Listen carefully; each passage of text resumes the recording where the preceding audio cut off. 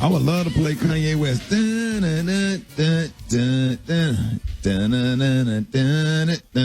Would love, that would be my dream to play that song right there. But we don't have it right now. Special K got news you can't use. Coming up next week's Smiley Morning Show. All right, 12 before the top of the hour, y'all. Rickey Smiley Morning Show. Special K got news you positively absolutely cannot use. What up, K? Yeah, man, we're going to jump right into it, man, even though the news is fake, hey, but it's real to me. Well, so there was this one story out of Seattle. You know, we've been going through a lot these last couple of weeks with all of this going on. And I didn't want to touch on it, but there was this one story out of Seattle, just real quick, about a group of 6 middle-aged, overweight white women who were arrested yesterday, apparently, after looting a Whole Foods store.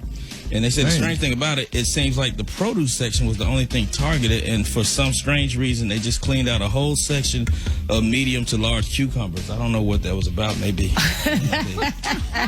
eat a lot of salads or something. I don't know. Oh, God. 6 overweight white women. Okay. Now, let me get to this. Hey, Dave, if you could you change the music up real quick? Because I got a letter that came into the station. I don't know how it ended up with me, but it had my name on it. I got this letter, and you know how we all feel on this radio show about kids. You know, that's kind of our soft spot. You know, we all love kids, and I got this, and it kind of got to me, especially because I had been focused on Gary a lot these last few weeks and saying different things, and so maybe that's why I got this letter. Now, this letter is postmarked from Port Arthur, Texas. Oh, no. And it just starts off just like this. It says, "Dear Daddy, this letter is from your twin sons, Dayron and Tayron. We will be 11 years old this weekend. And we want you to know you are welcome to come be at our birthday party. We would be so excited. All of our friends love you on the radio, but you never come see us. But Mom says you send us money." Now, they're talking about Gary. Gary. They're 11 years old. Wow. Dayron and Tayron, and they're from Port Arthur. They said, "Our friends at school hear you on the radio and see you on Dish Nation every night. And they listen to your voice and say, 'Wow, is that your mom or your dad?' And we say, 'Yes.' And we say, 'Yes, it is.' Can you start rattling the paper where we can hear you? There you go. They say, 'Yes, it is.' Oh, okay. You will be proud of us. We are both active in sports. Dayron plays football, and Tayron, me, takes after you. I am a cheerleader." And Mom... Stop right there. Gary, you go. Gary. It's bringing tears to my eyes. Our mom tried to explain why you don't come around, but says it's complicated. We don't like Special K, who works with you, because he is mean and stupid. He picks on you and your clothes. But Tayron dresses like you, and he gets beat up at school a lot. I'm sorry, y'all. I'm getting choked up. What does Tayron do? Tayron dresses like you, and he gets beat up at school a lot. And one plays football, and the other one what? The other one's a cheerleader. Dayron plays football, and Tayron is a cheerleader. But that's good because they're both on the field at the same time. So, Gary. Yes. You gonna just let him just be? And then they say that's why. But Special K is not successful in comedy like Ricky or Kevin Hart or any other comedian that you can think of. He's low budget. And he wouldn't even have no shows, even if coronavirus had never happened. Wait a minute. Talk It Out Tuesday with licensed professional counselor Unetta Spring. All right, y'all, Rickey Smiley Morning Show. It's the top of the hour. Hey, man, we got the one and only licensed professional counselor, Unetta Spring. Welcome back to the show. Good morning. Good morning, y'all. How you doing? Good morning, Ricky. Hey, man, listen, I'm so excited to have you on this week because so much stuff to talk about, and we promote getting therapy and getting the help that you need on this show. Now, I'm sure you've been watching the news and a lot of stuff going on, and I was just thinking yesterday, like, black people have 400 years of trauma, just 400 years of trauma, and with everything that's going on with the coronavirus and the killing of Mr. Floyd, what? I mean, is that not trauma for everybody to see that man just die on the street like that? Yeah, I'm so glad you mentioned that, Ricky, because that's exactly what I wanted to talk about. Like, what we have experienced is it's three forms of trauma that specifically that's jumping out, right? The first one is what you're saying is as far as a collective trauma. Okay, so we all witnessed a murder, and I think that's important to wrap our minds around. Because what we witnessed is we had a shared experience, and that's what collective trauma is. It's when a group of people have a shared traumatic experience, and it's not like you can watch this happen and it's like a movie, right, where somebody's murdered and then you know that they have a movie coming out next week or whatever. George Floyd isn't coming back, Right. Ahmaud Arbery is not coming back, and we witnessed that. That's something that I ask on an assessment when a new client comes in. Have you experienced or witnessed a traumatic event? And right now, everyone that watched that video can check yes on that. Wow. So, and even though you might not, it might not be your family member, but how does that have an effect on people that didn't know the victims? It has an effect because the second form of trauma that a lot of us have experienced, Black people, specifically, is complex trauma, right? So it's when we experience multiple traumatic events over the course of our life, right? Stemming from childhood all the way up into your present, time frame. So you have a collective trauma, right, which is everybody witnessing that murder. Then you have a complex trauma. That's if you already had issues and you already had, like traumatic events happen in your past, right? Then the next one, Ricky, is one that you refer to often, which is intergenerational trauma, right? And what that is you are the child of someone who's been oppressed, right? And your mother and your grandmother and your great-grandmother experienced trauma and racism and oppression, and how that's passed down generation to generation, right? Right. So that's like three layers of trauma that all of us have experienced just within the past, few weeks, on top of the pandemic. Eva, Brett, y'all have something? Wow. Have y'all been thinking some of the same stuff? I want to know coping mechanisms, because the reality is this is not changing overnight, but we do have kids to take care of. We do have communities to continue to support, and I want to be a light in my community, but I'm frustrated. Right. So how do I, apply, and what coping methods can I start using to kind of keep my energy and my frustration down, but my vigor and zeal to fight up? How do I do that? Yeah, that's a great question. I think what you mentioned, Eva, is so important, that this didn't happen overnight. So to expect that things will change overnight is not realistic. But understanding that healing and coping is a process, right? And I think a lot of times what we do as a community is we suppress our feelings. We sit on our feelings. And what we need to do is sit with our feelings, right? And we need to heal. Considering we've had a collective trauma, we need to heal collectively, right? So we need to come together to heal in a space of healing, and breathing. I always go back to breathing. That is so important. Wow. Brett, you had something? Man, every day I wake up is depressing. I just try to do something. I mean, my knees is bruised from praying so hard.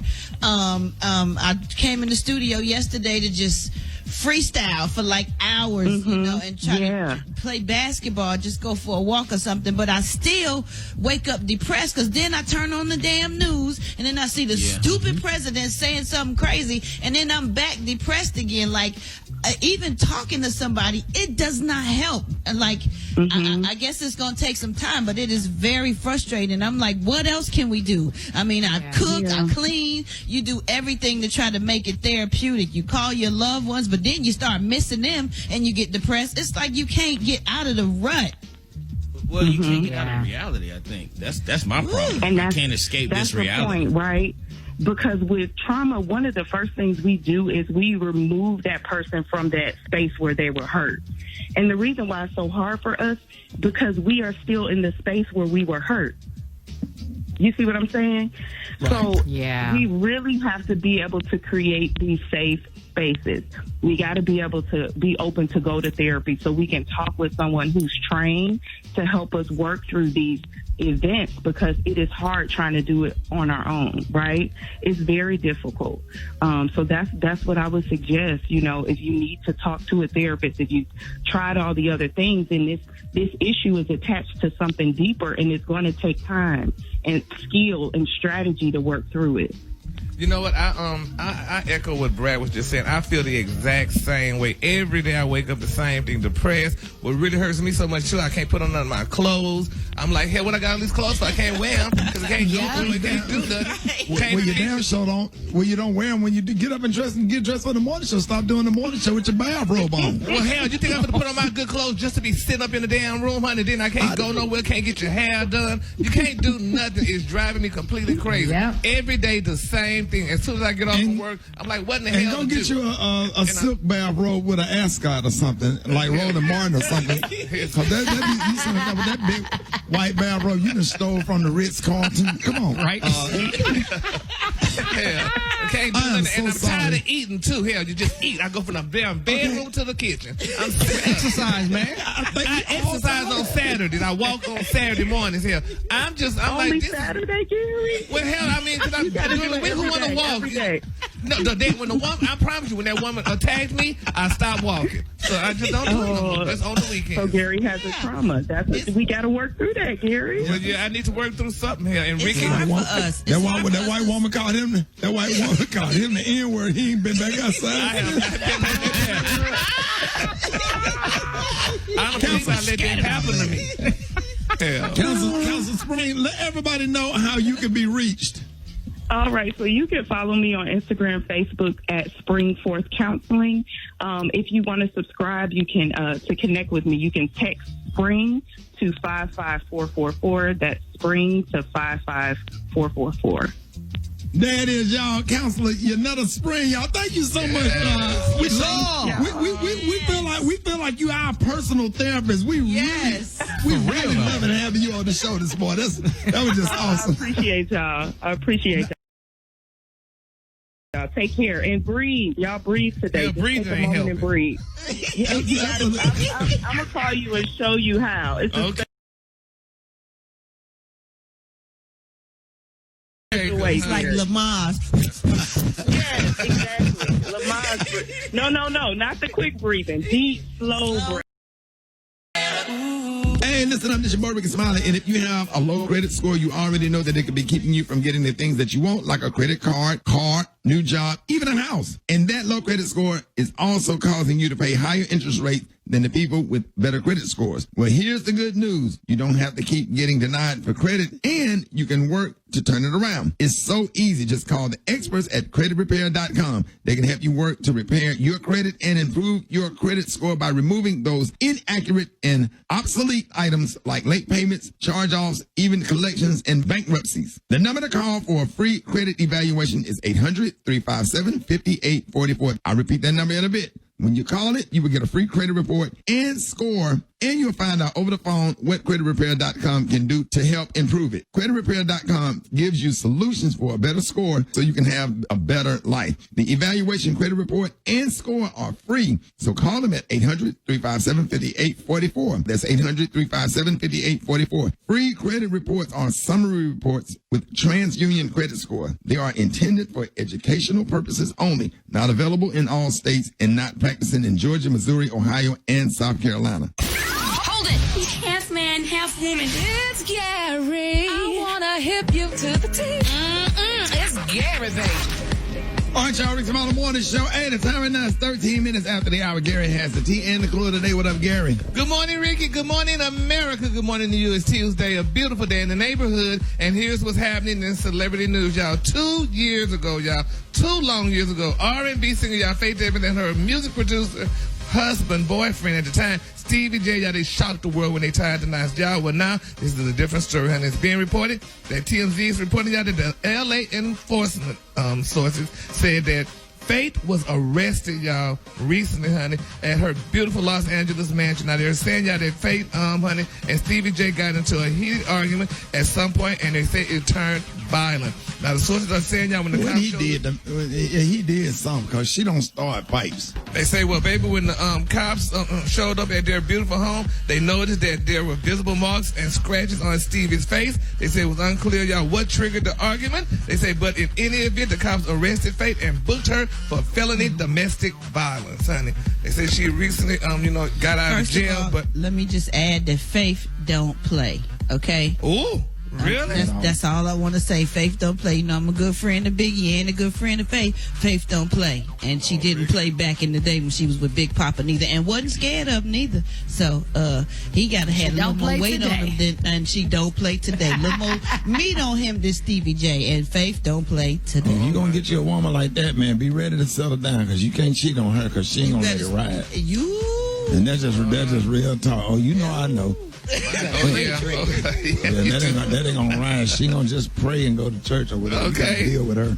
Well, honey, she showed him, I guess, so bless his spirit, y'all. We got to keep them both lifted in prayer, y'all. Right now, it's not a good time. They protesting in L.A. and all this other madness going on. They don't need to be at home, honey, having domestic violence, fighting or whatever. They should be out there fighting the power with those people, not with each other. So, Like you.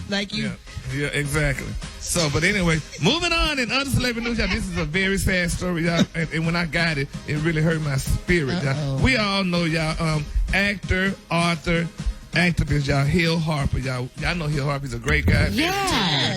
Well, honey, Hill Harper, he got to apologize, y'all, because he referred to Zaya Wade as a young man. Now, it all started, y'all. They say, honey, now that's an honest mistake. Now. They say, honey, it started out to Hill wish Zaya a happy birthday while shamelessly plugging his 14-year-old book, honey, Letters to a Young Brother, y'all. And Gabrielle, honey, she was on there doing so. Nevertheless, I remember that. They say, Gabrielle Union was wishing a happy birthday, honey, to little Zaya. Said, happy birthday, honey. I can't believe you are 13, and Zaya, you are such an inspiration, motivation to get my butt up every day and fight. When I'm weary, frustrated, full of rage, and I see your face and your joy, and you're living your best life, and I want that all for you, honey. We all want it for you. We love you so much. And he started on the line, and he said, he said, well, let me go. He said, happy birthday, young man. He said, read Letters to a Young Brother. He said, your mom already wrote something in it, honey. He said, you love it. Have a great day. I'm not laughing. Shame on you, Hill. No. Shame. Yeah, hold it back. Hold it. Come on, hold it back. Don't do Baby, it. What's the name of the book, Gary? After being called, What's the name of the book? Letters to a Young Brother.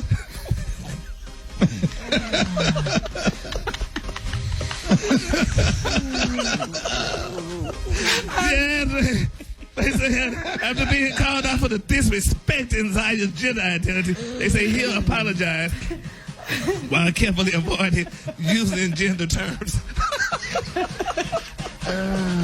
That's what you get from trying to honey say happy birthday to somebody you don't know what it is. First of all, he said he's friends of the family. If you friends of the damn family, you should have known what happened in the family. But evidently, honey, he didn't get that memo. But nevertheless, baby, they ate his lunch, honey. And then a lot of people saying, look, we ain't trying to deal with the damn ways this week.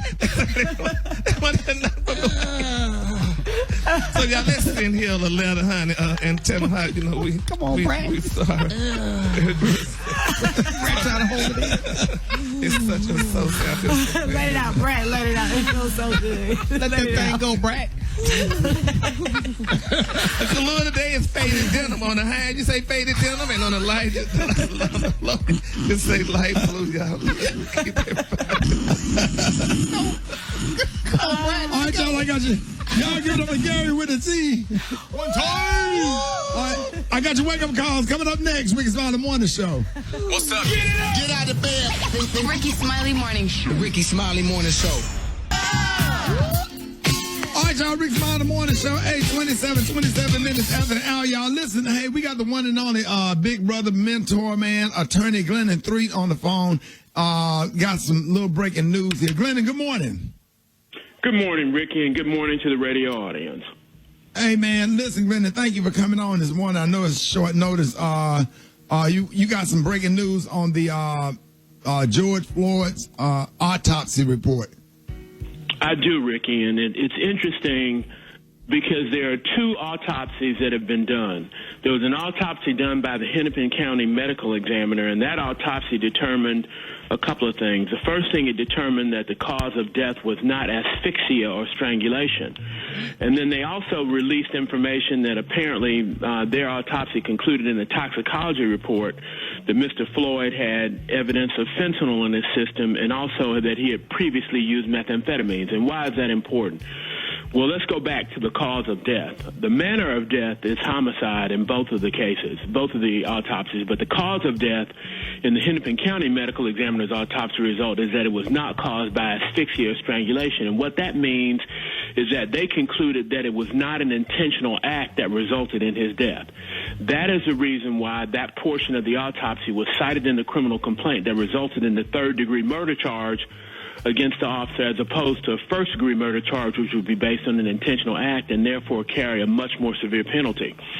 More importantly, with respect to the autopsy results, Ricky, is that if the autopsy result from the Hennepin County Medical Examiner is to be believed, then there is less reason to charge the other two officers who were involved in holding Mr. Floyd down, because the autopsy done by the family, which was done by Michael Baden, and all of you know Dr. Michael Baden, he was the one who did Michael Brown's autopsy. He was been on TV quite a bit. He was actually involved in the investigation of the John F. Kennedy assassination, so he's been around for a while on high-profile cases.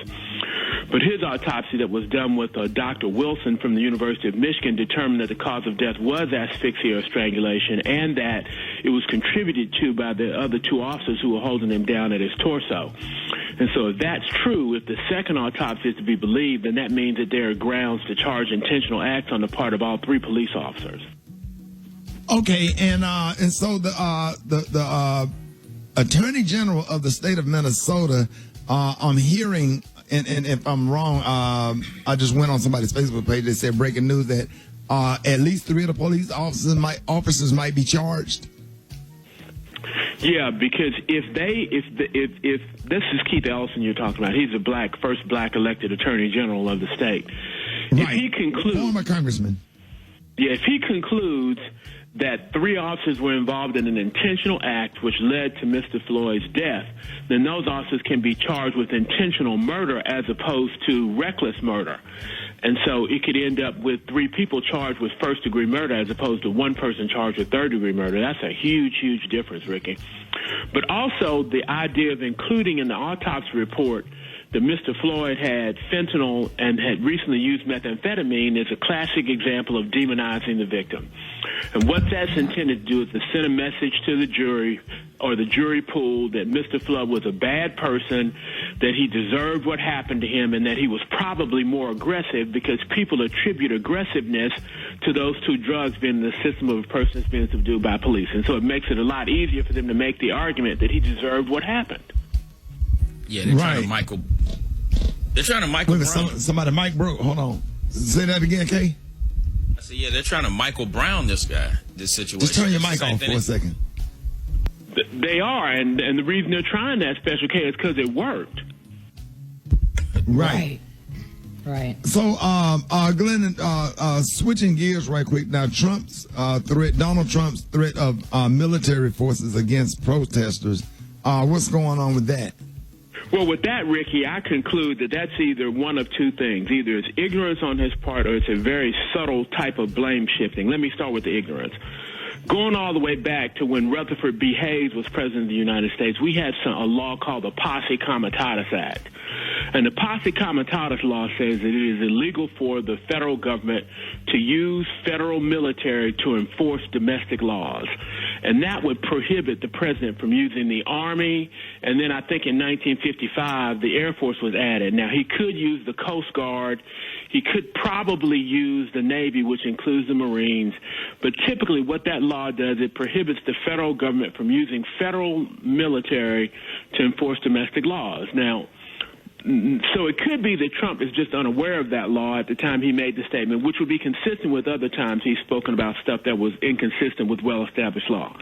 But it also could be that what he's doing is a very subtle type of blame shifting, because what he did in the COVID epidemic is that he shifted the blame, or attempted to shift the blame for what occurred, to the governors, which is the same thing he's doing now. If he threatens to use military force like he did in that phone call, and if the governors oppose him, as some of them have, then if the rioting continues, then he can blame them for refusing to accept his help.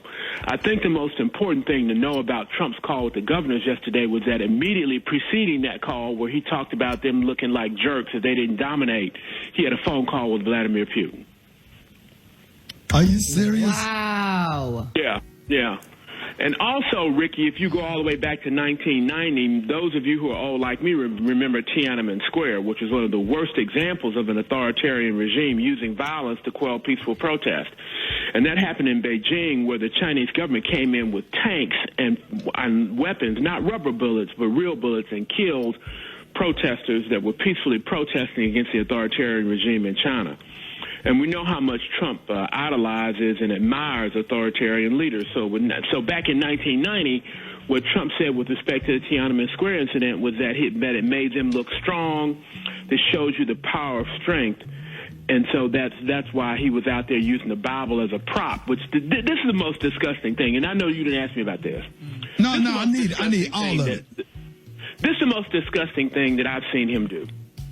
As a person of faith, for him to use the Bible as a prop for his political gain, that's a bridge too far, even for him. Mm-hmm. Right. Now, Glennon, the protests, everything that's going on with the protests, how long do you think the protests are going to last? Is it sending a message? Is the message getting through? Are Black Lives Matter being heard? Because they're protesting in China, New Zealand, all over the world. So how is this going to play into the upcoming presidential election? Well, it depends on, one thing we've learned from this political cycle, Ricky, is that there's a long time till the election. 3 months ago, COVID pandemic was not an issue. 3 months prior to that, we were still talking about impeachment. Impeachment has completely gone past our rearview mirror now. Nobody's talking about that anymore. And so this could be a diversionary attempt to transition people's attention away from the tragic state of the economy and from what's going on with the pandemic, which is still a very, very real threat in a lot of places. And so politically, I think that what Biden has an opportunity to do is to show himself as being a conciliatory leader, like he did at the church in Delaware, and that a person that proposes solutions instead of shifting blame. What's also interesting about this, Ricky, is that Donald Trump threw away the results of a 2015 study that President Obama had commissioned called I'm trying to think of what that was. I think it was 21st Century Policing. And they had reached some conclusions on how to address the problem of police brutality following what happened in 2014. And so he threw that report away, just like he threw away the report that the Obama administration had prepared on how to deal with pandemics. And so black folks, man, we just want the police to stop killing us. Before George Floyd, there was Breonna Taylor, then Laquan McDonald, Eric Garner, Michael Brown, Sandra Bland, Tamir Rice, Walter Scott, Alton Sterling, Philando Castile, Botham Jean, and Amadou Diallo, and many others who I just can't name because I was running out of breath. Hey, Brad, Eva, Gary, I'm going to tell y'all something. I'm going to say this. Glennon, I hope one day you get your own damn radio show, because one of my mentors passed away who actually introduced me to you. His name was Washington Booker. He was an activist. Y'all remember Booker? He would never fly on a plane, but he would drive all the way to Dallas in his minivan and drink wine and play jazz and talk about politics. And you just remind me of Wash. I just hope that somebody give you your own you need to be on somebody's radio show, because man, it does us to talk to you for only 2.5, 3 minutes, man. You are one of the best, man. You have been an awesome big brother. Too bad you pledged the wrong 1911. But I just absolutely love you, man, when you come on the show and you just make everything so plain and clear and we can understand it. And I really appreciate you, man. Let everybody know how you can be reached. you can reach me at G3 on Twitter. And that's a forum where we can share our views and opinions. And as they've shown now, starting to show some backbone by finally criticizing some of the president's comments, I'm a little bit more willing to promote that platform as a way of communicating. But that's where you can reach me on Twitter at G3. And everybody have a wonderful day, and y'all stay safe out there. Hey, Glennon. Thank you. Hey, Glennon, meet me at Chick-fil-A and bring me my damn COVID-19 machine back. I'll do it today, brother. Take care, Rick. I love you, man. Hey, chicken and waffle mix you, coming man. up. Rickey Smiley Morning Show. The Rickey Smiley Morning Show, baby. All right, y'all. 10 up on the top of the hour, y'all. Rickey Smiley Morning Show, chicken and waffle mix. It is Tuesday. Y'all ain't on the ones and twos. What up, Josh? All men just vibes up the place, man. Just bringing that energy early in the morning, man. Of course, don't make sure hit me up on Instagram at JAH J.A.H. Lion Sound. Booga, booga, booga. Boo, boo, boo, boo, boo, boo. Yeah. Hey, appreciate it, pimping. Yeah, my pleasure, my Ricky. Hold on, let me see who on the other end. Hello? Hey, Rick. Hey, Rick. Well, oh, damn. What's wrong now, Black Tone? Hey, Shotty, take me out of the radio. Take me out of the radio so I don't put Hold you on. the radio.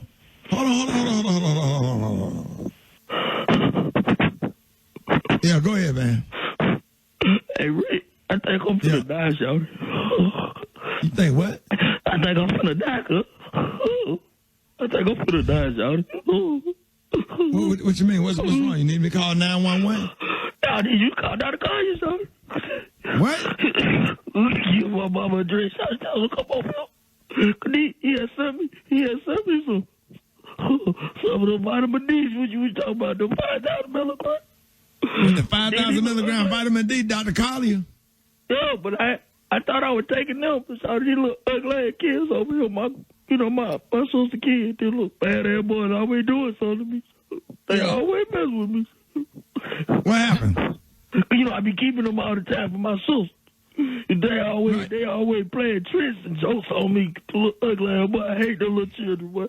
Look, Right, what happened? Yeah. They took my 5,000 milligram vitamin D shot and they took them out the bottle while I was asleep. Yeah. They put them damn Cialis pills in there. Cause they know I take vitamin D in the morning. They put some Cialis in there? Yo. How many of them you took, Black Tony? I took 3 of them. Oh, no, bro. What's happening with you? I've been laying on my back. Oh, man, you done popped the tent? Since about 12 o'clock yesterday in the daytime. So I can't go nowhere like this.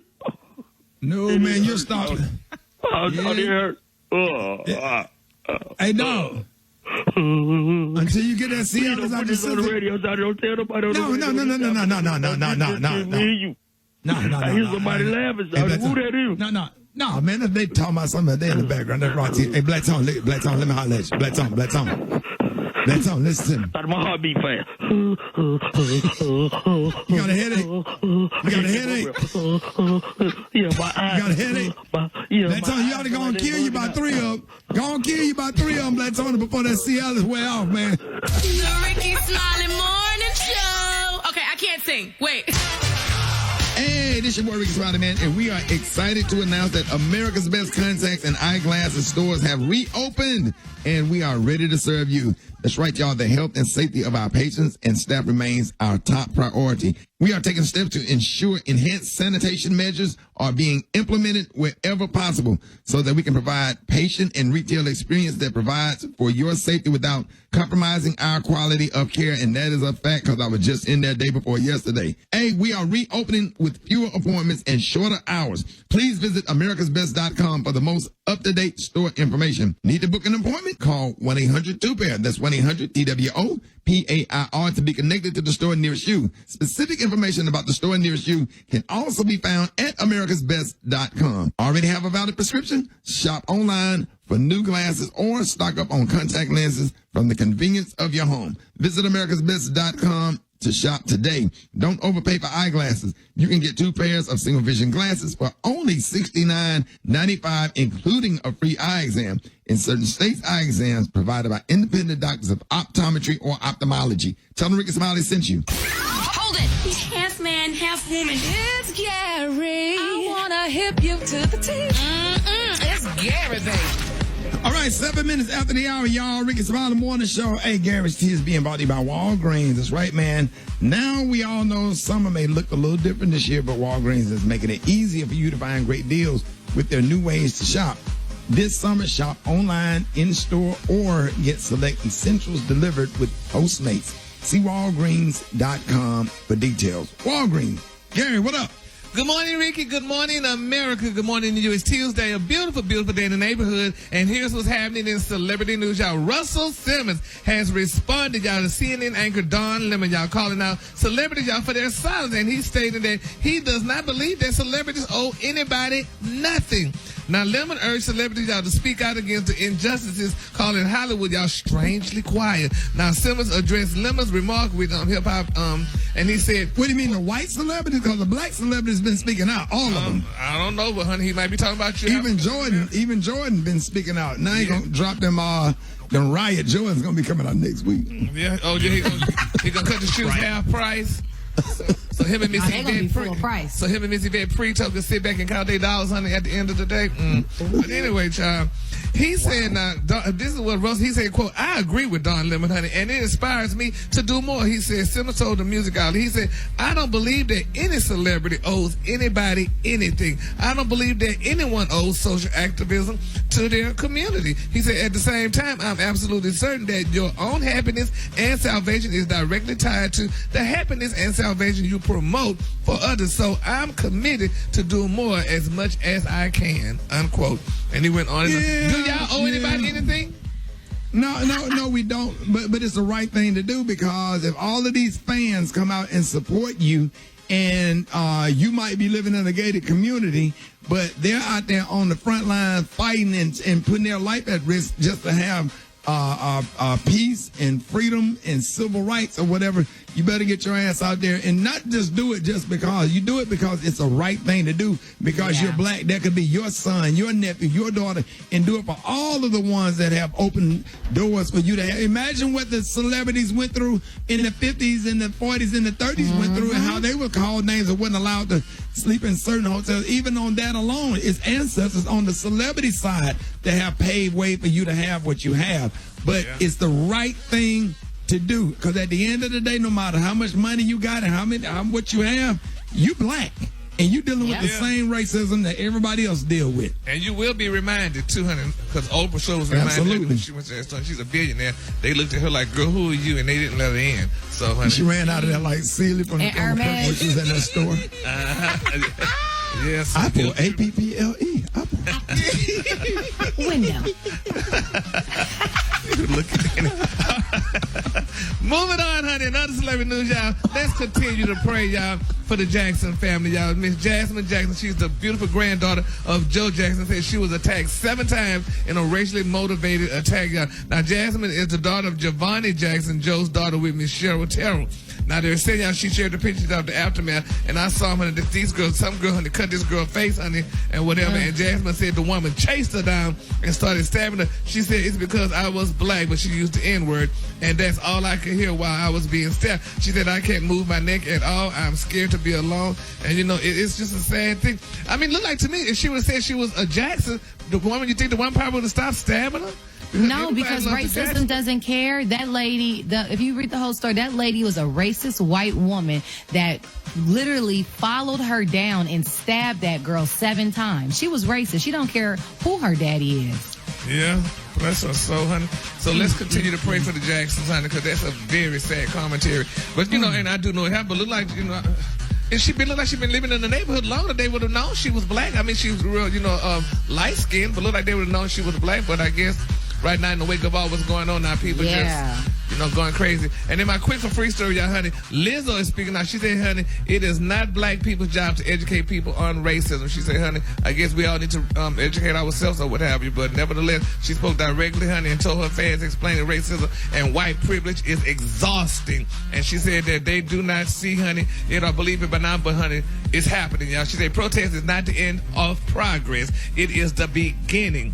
And she went on and on. So, I guess people speaking out in their own little way and say what they have to say. Exactly. I see, that's the thing, Gary. I don't think activism looks one way. Everybody can use their platform and do what they can do for the common goal, but it does not always have to be the same thing. Yep. And speaking of platform, you know that the fast food CEO of Wendy's donated $400,000 to the Trump administration. So, hey, it's about that time, y'all. Let's make Wendy's white. Make Wendy's white again.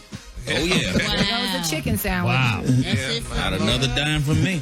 Damn. Now, I'm talking about donated $400,000 to the Trump campaign, the restaurant Wendy's. So, hey, let's make them white again. All right. The color today, honey, is faded denim. On the high end, just say faded denim, and on the low end, just say beautiful light blue. That's your color for today, honey. That was my first job 2 Wednesdays, honey, making them hamburgers.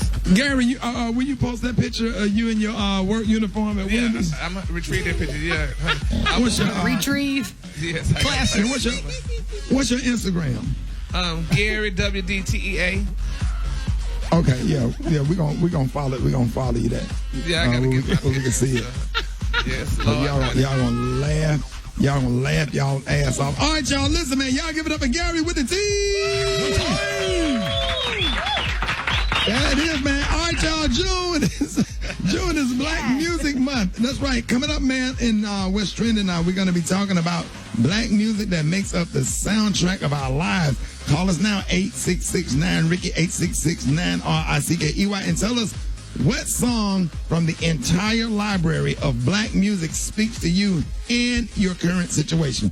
All that coming up next. Rickey Smiley Morning Show. Rickey Smiley Morning Show, 16 minutes after the hour. Y'all, this segment's being brought to you by Urban One. Help make a difference in one of the most important elections of our lifetime. Register to vote today at newsone.com/vote.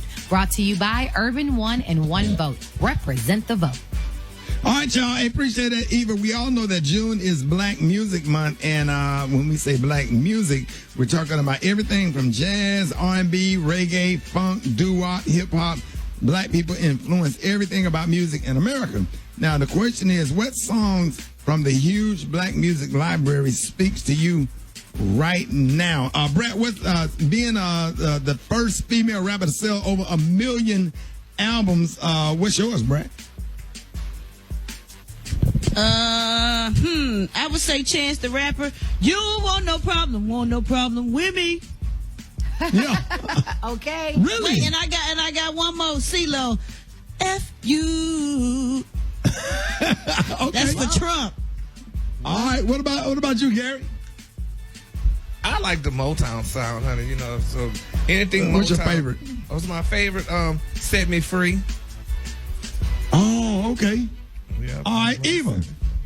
I have literally been listening on repeat to Nina Simone's song. It's been remade a few times, but Don't Let Me Be Misunderstood.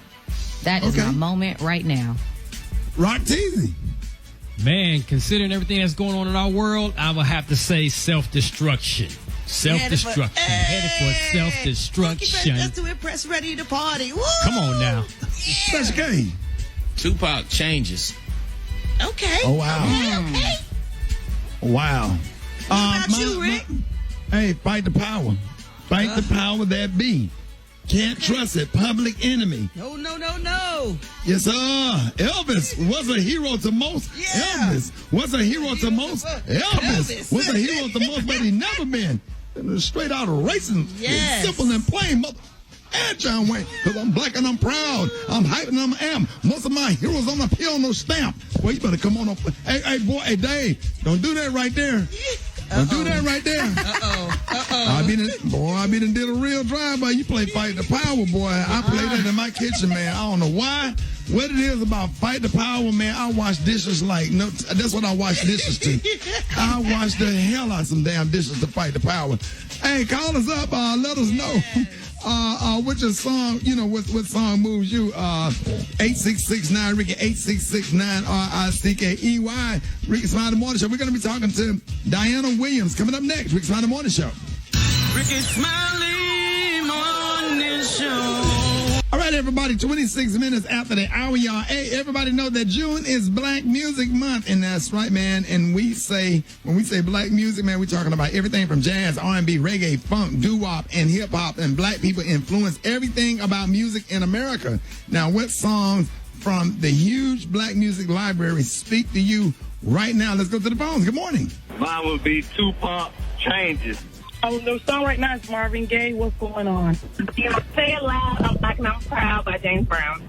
Wake Up Everybody, Harold Melvin and the Blue Note. Isaac Brothers, Fight the Power. All the KRS songs, all of his songs. We need them right now. I have to throw it back with Queen Latifah, Unity. With everything going on in the world, we just need some unity and more peaceful protesting. So y'all gonna call up here. Ain't nobody gonna say keep on. Ain't nobody gonna say tonight the night we will share. Turn out the light, come close to me. Tell me I'm all you ever need.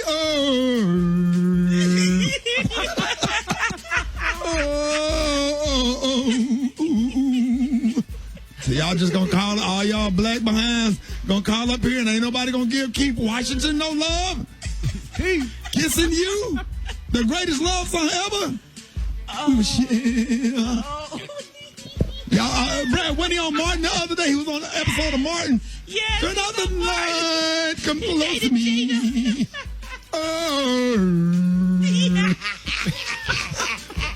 Brad, did he hit the note?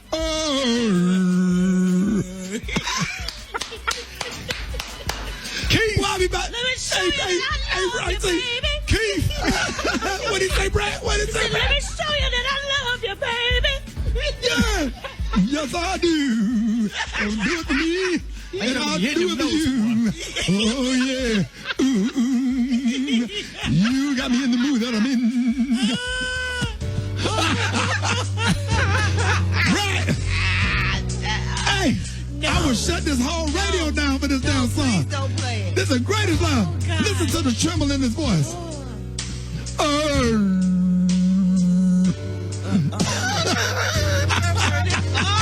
Hey, Deanna. Turn it on. Deanna, I feel so disrespected this morning. I opened up the phone line and Black America all over the country gonna call this show and ain't nobody gonna say Keith Washington kissing you. Y'all gonna play. I need everybody that listen to the radios. Don't play with me. When he say,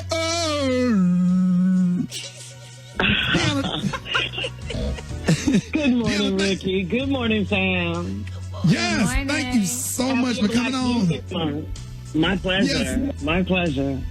Entertainment industry move maker, music activist, and the mother of Black Music Month, Deanna Williams. Come on, y'all, Deanna Williams. Yes, Miss Williams.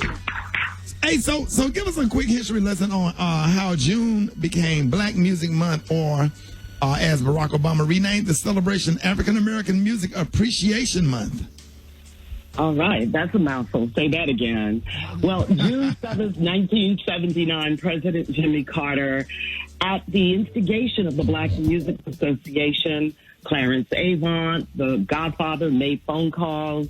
Kenny Gamble, who is my co-founder, along with broadcaster Ed Wright, who was the head of NATRA, we organized, galvanized members of the Black music industry to come together to show the world that we are not just feel-good music, but we're also an economic entity, to the tune of, last year, the music industry generated $20 billion, and we know now that hip-hop is the number one genre in the world.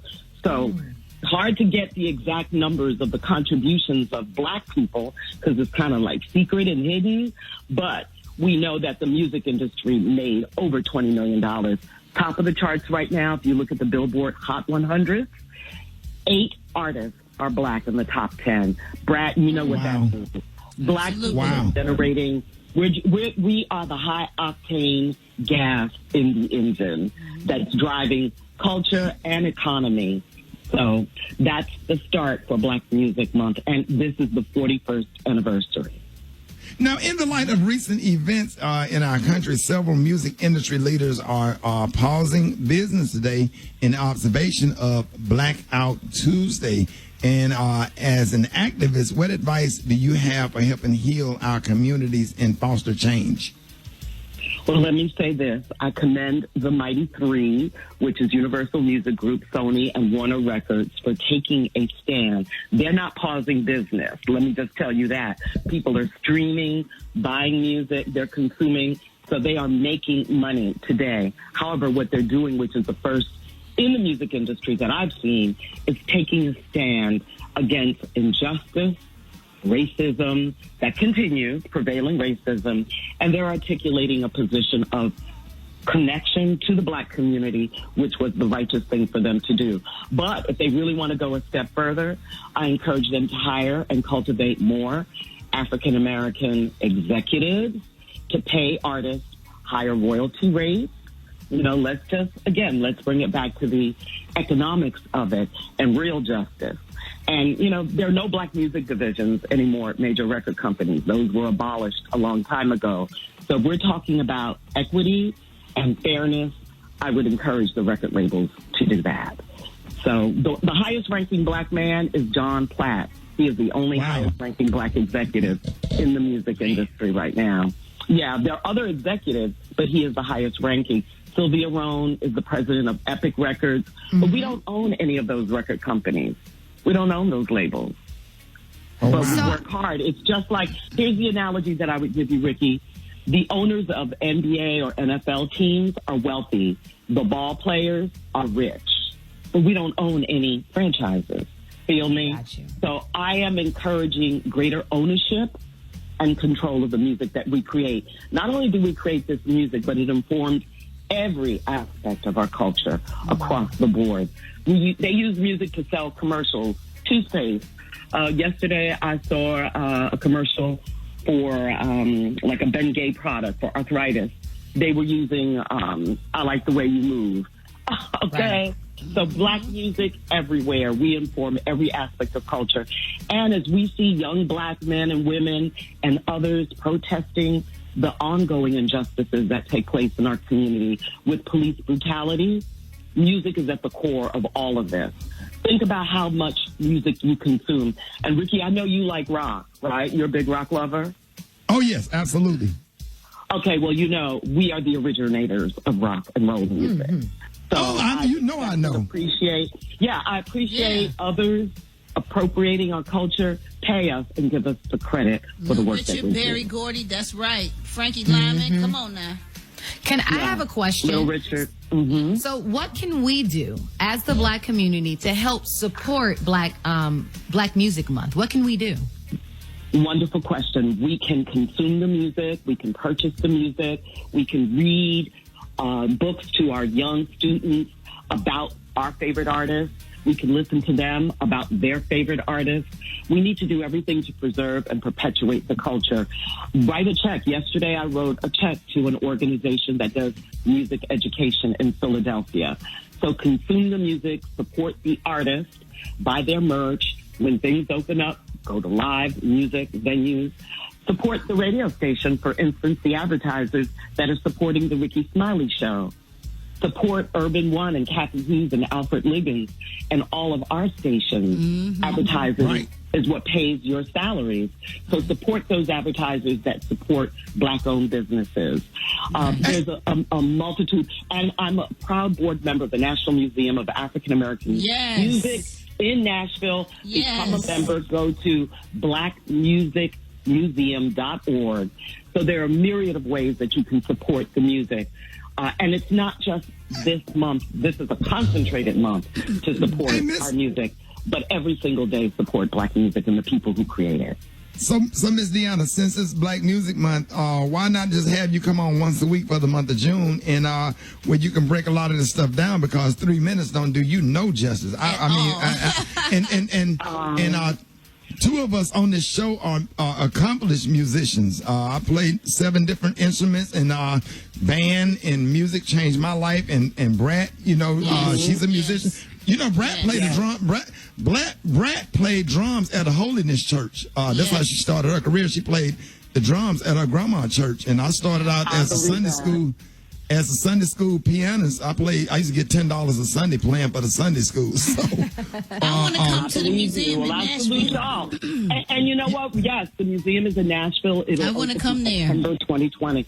Please come. This is my personal invitation to you and our community to support this institution because it's documenting our contributions here in America from the 1600s to right now. Right.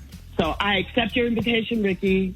Yes, ma'am. We're going to hit you up next week. We're going to have a theme or something. We're just going to have fun with this because you talking about something. We're going to make this like Black History Month because this is serious. We live on, music is what keep us. It kind of keep our head clear, especially during times like these. Ladies and gentlemen, help me give it up for Ms. Deanna Williams, and thank you for the work you did and continue to do in recognition of Black music. Ladies and gentlemen, one time. Thank you.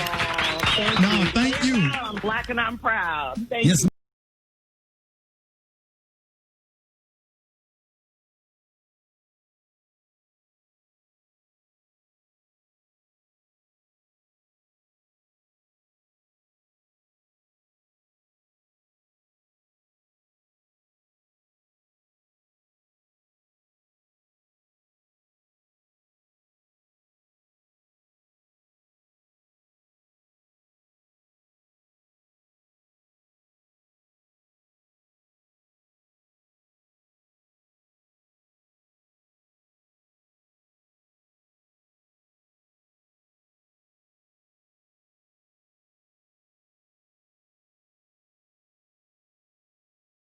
Rickey Smiley Morning Show, baby.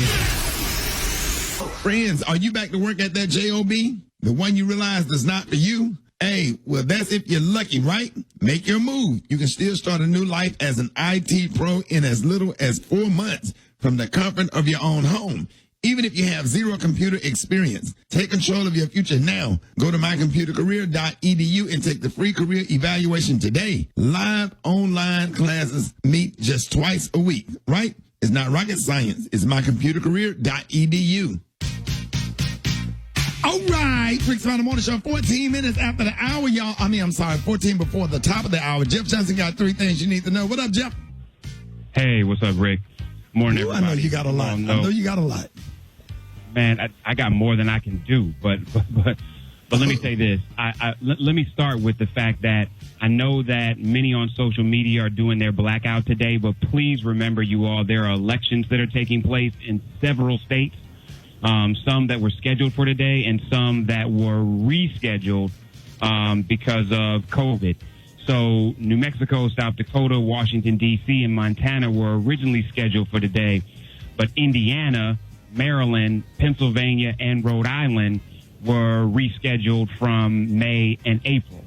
And so, Rick, what was also important, man, is that there are curfews in a ton of these cities, in some of these states, and that is going to impact the election. Thankfully, Mayor Marilyn Bowser extended the curfew to 8 o'clock tonight so that people are still able to turn in their ballots if they need to turn in their ballots, or mail in their ballots. And then in Indianapolis, the curfew is on, but the mayor said that they will allow people to move for election-related necessities. Now, I don't know how the police are going to handle that, but that's at least what we're hearing from the mayor.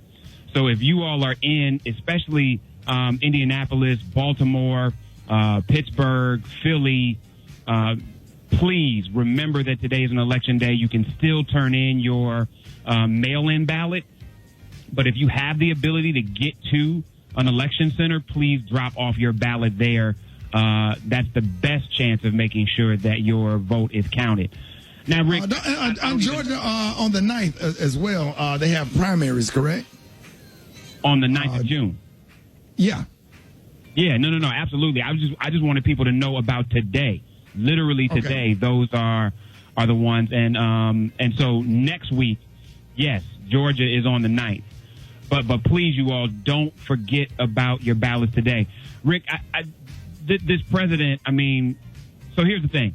I just wanted to help the president understand a few things because the insanity that was his photo op yesterday in front of a church led me to believe, since he didn't mention any scripture as he held a Bible in his hand in front of a church after committing acts of violence that he wouldn't do himself but ordered the police to do, just making sure that we had a couple scriptures, Rick, for the president today, so when he opens that Bible, he knows where to go. Proverbs 18:2-3, fools have no interest in understanding. They only want to air their own opinions. Doing wrong leads to disgrace, and scandalous behavior brings contempt. That's just one you may want to read, Mr. President. Another one is Proverbs 10:18-19, he that hideth hatred with lying lips, and he that uttereth a slander is a fool.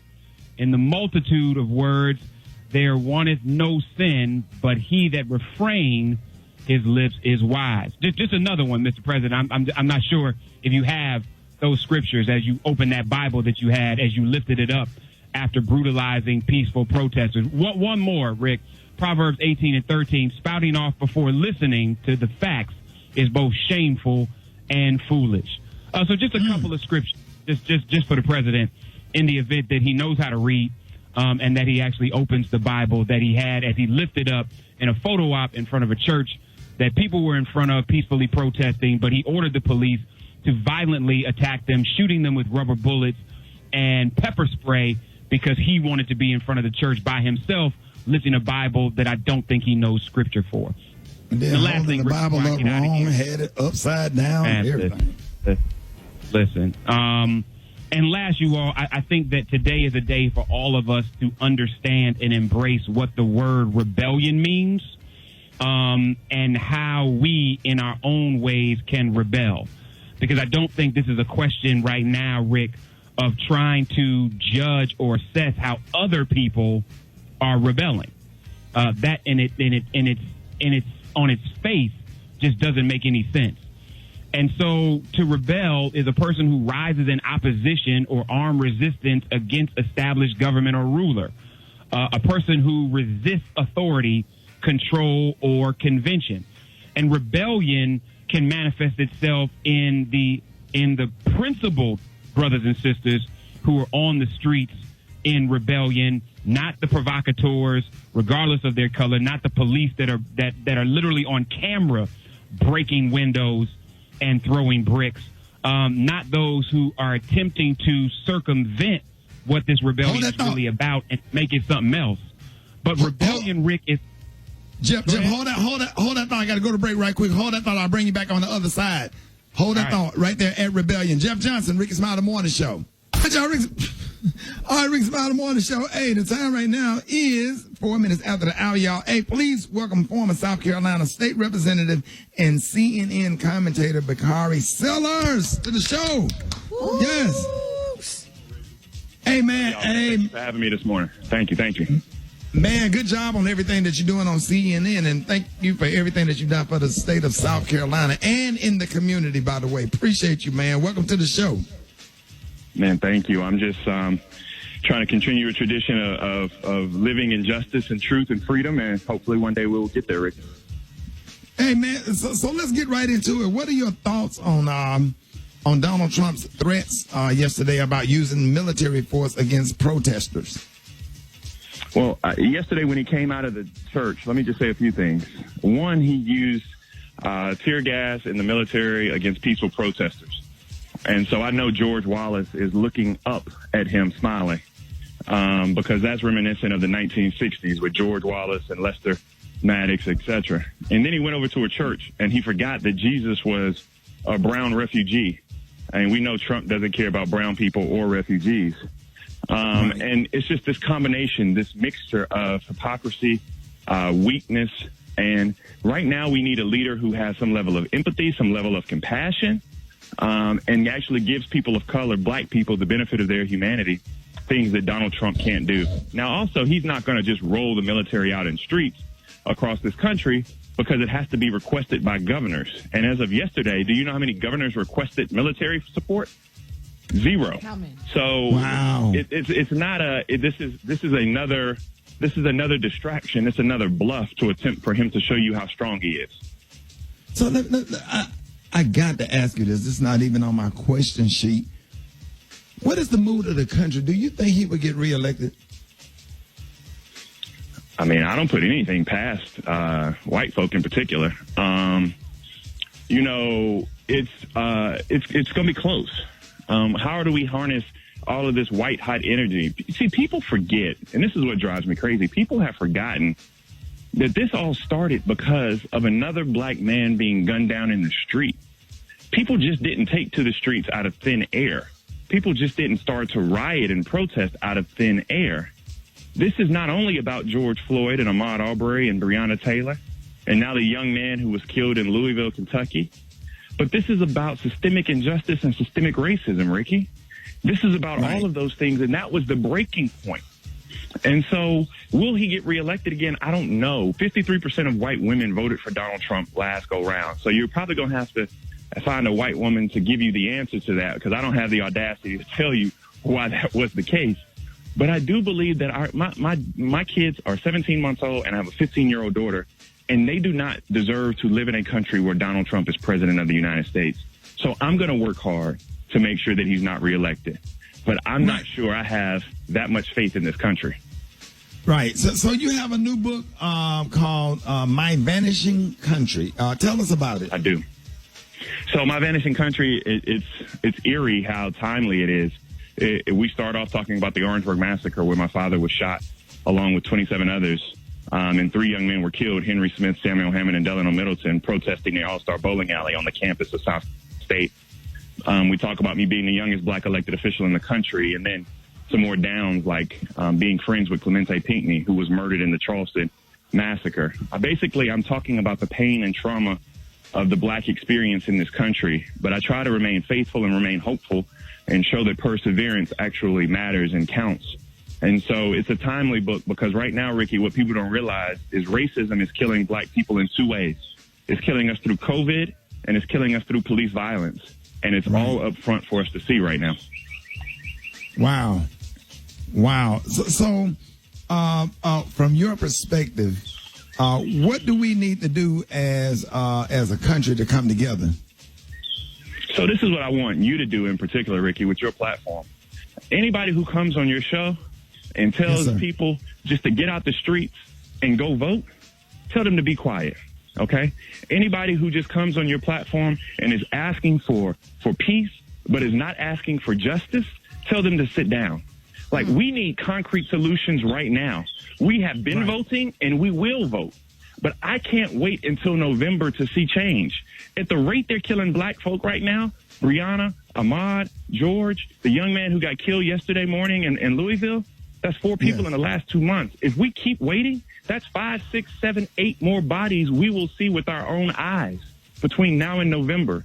So we need solutions today. We need to talk about reforming police, a national database for police officers, so you can't be bad in one city, get fired, and then go to the 2 small towns down the road and get hired. We need uniform standards. We need to be able to sue police and bring charges against bad police. We know there are good police out there. I have them in my family. But the bad ones are the ones that we need to make sure we root out and root racism out of this system. That's what we need to do.